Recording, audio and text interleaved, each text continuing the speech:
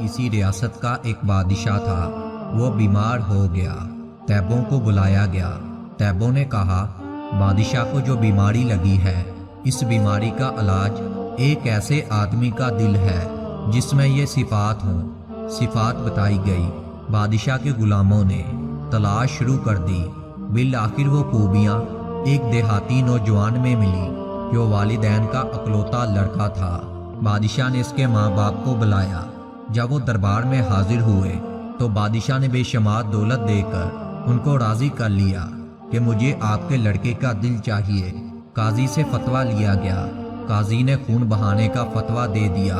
جب جلاد تلوار لے کر اس کی طرف آئے تو نوجوان نے بلند آواز سے کہا، اولاد کا پہلا سہارا ماں باپ ہوتے ہیں۔ انہوں نے طمع زر سے مجھے بیچ ڈالا ہے۔ اس کے بعد دعویٰ قاضی کے پاس کیا جاتا ہے، وہ بھی پہلے ہی فتویٰ دے چکا ہے۔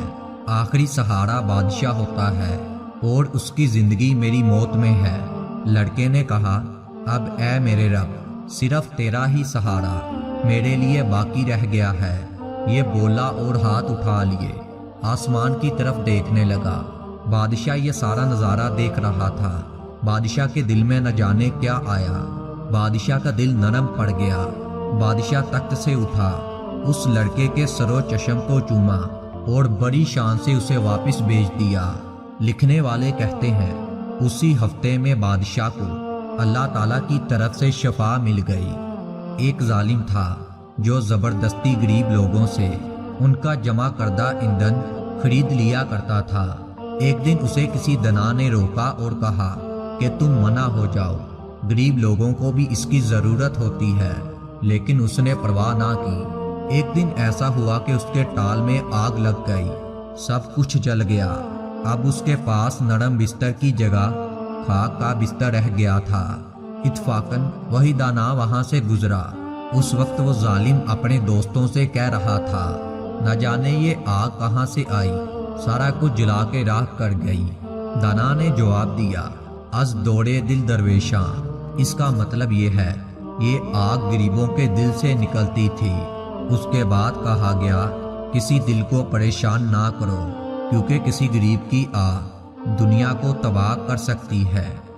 ایک وزیر ذوالنون مصری کے پاس گیا اور کہا کہ میں رات دن بادشاہ کی خدمت کرتا ہوں، گویا مجھے انعام و کرام کی توقع تو ہوتی ہے، لیکن بادشاہ کے شاہی قہر سے بھی ڈرتا ہوں، اسی لیے آپ میرے لیے دعا کریں۔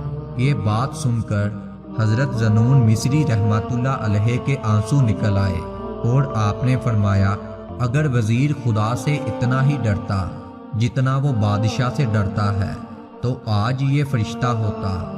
ایک ظالم بادشاہ تھا۔ اس نے کسی پارسا سے پوچھا کہ کون سی عبادت سب سے اچھی ہے۔ پارسا نے اسے جواب دیا، تمہارے لیے دن کی نیند۔ اس نے کہا، وہ کیسے؟ پارسا نے کہا، تاکہ دنیا تیرے ظلم سے کچھ دیر کے لیے تو بچی رہے۔